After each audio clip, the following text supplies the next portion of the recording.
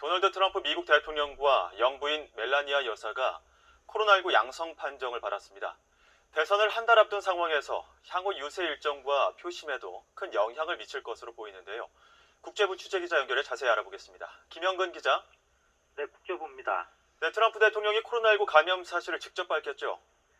네, 그렇습니다. 트럼프 대통령은 현지 시각 1일 밤 늦게 자신의 트위터를 통해 자신과 영부인 멜라니아 여사가 코로나19 양성 판정을 받은 사실을 알렸습니다. 트럼프 대통령은 트위터에서 코로나19 양성 판정을 받았고 자가격리와 함께 회복 절차에 들어갈 것이라고 밝혔습니다. 또 멜라니아 여사와 함께 코로나19를 이겨낼 것이라고 덧붙였습니다. 션 콘리 대통령 주치의는 트럼프 대통령과 영부인 모두 현재 괜찮은 상태라면서 대통령 부부는 코로나19에서 회복되는 동안 백악관 관저에 머물 계획이라고 전했습니다. 또 트럼프 대통령이 회복 기간에도 업무를 계속할 수 있을 것으로 예상한다고 덧붙였습니다. 하지만 트럼프 대통령 부부가 발열 등의 증상을 나타냈는지 건강을 회복할 때까지 얼마나 걸릴지 등에 대해서는 언급하지 않았습니다. 트럼프 대통령의 코로나19 감염은 최측근인 호프 힉스 백악관 보좌관의 감염에서 비롯된 것으로 보입니다. 힉스 보좌관은 미네소타 유세에서 돌아오는 비행기 안에서 가벼운 코로나19 증세를 보여서 검사를 받았고 1일 확정 판정을 받았습니다. 힉스 보좌관은 이번 주만 해도 여러 차례 트럼프 대통령의 유세길에 동행했습니다.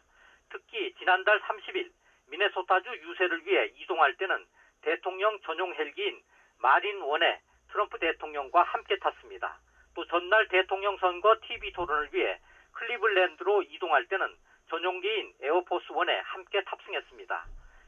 힉스 보좌관은 또 스티븐 밀러 백악관 선임 보좌관과 제이슨 밀러 홍보 보좌관 등과도 접촉한 것으로 알려졌습니다. 한 달 앞으로 다가온 미국 대선에도 큰 영향을 미칠 것 같은데 어떻게 전망됩니까? 대선을 한 달 앞두고 이번 확진 판정은 트럼프 대통령에게 큰 악재가 될 것으로 보입니다. 유세를 비롯한 선거 일정에 상당한 타격이 예상됩니다. 당장 이달 15일 예정된 2차 TV 토론에 나설 수 있을지도 불투명해졌습니다.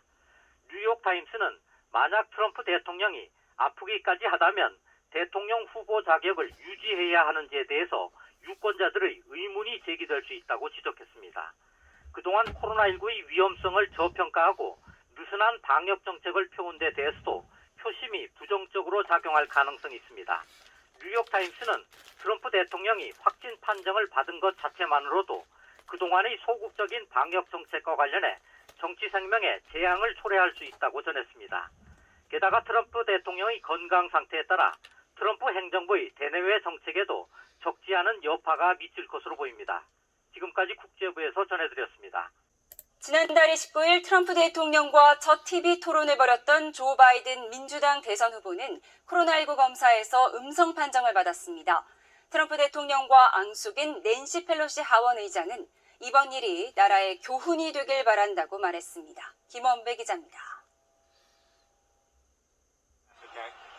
조 바이든 미국 민주당 대선 후보는 현지 시각 2일 트위터를 통해 아내와 자신이 코로나19 검사에서 음성 판정을 받았다는 걸 알리게 돼 기쁘다고 밝혔습니다. 이어 걱정하는 메시지를 보내주어 모두에게 감사하다며 이번 일이 마스크 착용과 사회적 거리 두기 준수, 손 씻기를 상기시키는 일이 되기를 바란다고 덧붙였습니다. 바이든 후보는 지난달 29일 밤 트럼프 대통령과 첫 TV 토론 무대에서 90분 넘게 맞붙었기 때문에 트럼프 대통령의 확진 소식이 전해진 후 감염 우려가 제기됐습니다. 당시 트럼프 대통령과 바이든 후보는 규정에 따라 악수를 하지 않았으나 둘 다 마스크도 쓰지 않았습니다. 바이든 후보는 트럼프 대통령과 영부인 멜라니아 여사의 빠른 회복을 빈다며 대통령과 가족의 건강과 안전을 위해 계속 기도할 것이란 트윗을 올렸습니다. 바이든 후보는 음성 판정을 받은 후 미시간주 그랜드 래피즈에서 예정된 대선 유세를 그대로 소화하기로 했습니다. 트럼프 대통령과 앙숙 사이인 낸시 펠로시 하원 의장은 CNN과 인터뷰에서 이번 사태가 나라의 교훈이 되길 바란다고 말했습니다. 특히 이번 일이 나라에 마스크를 써야 한다, 검사를 받아야 한다, 검사, 추적, 치료를 위한 재원이 확보돼야 한다는 메시지가 되길 바란다고 밝혔습니다. 이어 마스크 착용과 사회적 거리 두기의 중요성을 거론하면서 백악관은 이런 데 관여하지 않았다며 바라건대 나라에 다른 메시지를 내길 빌고 그렇지 않더라도 나라의 교훈이 될 것이라고 강조했습니다. 난장판이었다는 혹평을 받은 미국 대선 첫 번째 TV 토론에 대한 여론조사 결과가 나왔습니다. 조 바이든 민주당 후보가 토론을 더 잘했고 지지율에서도 트럼프 대통령을 10%포인트 이상 앞선 걸로 나타났습니다. 최호은 기자가 보도합니다. 미국 CNBC와 체인지 리서치는 TV 토론이 벌어졌던 지난달 29일 밤부터 30일까지 미국 유권자 925명을 상대로 여론조사를 벌였습니다. 오차범위 플러스 마이너스 3.22%포인트에서 응답자의 54%는 조 바이든 민주당 후보를 지지한다고 답했습니다. 트럼프 대통령을 지지한다는 응답자는 41%에 그쳤습니다. TV 토론에 대해선 53%가 바이든 후보가 더 잘했다고 밝혔습니다. 트럼프 대통령이 나았다는 29%였습니다. 특히 응답자의 77%는 1차 토론이 자신들이 미국인임을 자랑스럽게 느끼지 못하게 했다고 답했습니다. 그럼에도 이번 토론으로 지지 후보에 대한 생각을 바꿨다는 응답자는 2%에 불과했습니다. 한편 토론에서 양측 후보가 상대 발언을 방해한 횟수는 93차례로 이 가운데 71번은 트럼프 대통령이었습니다.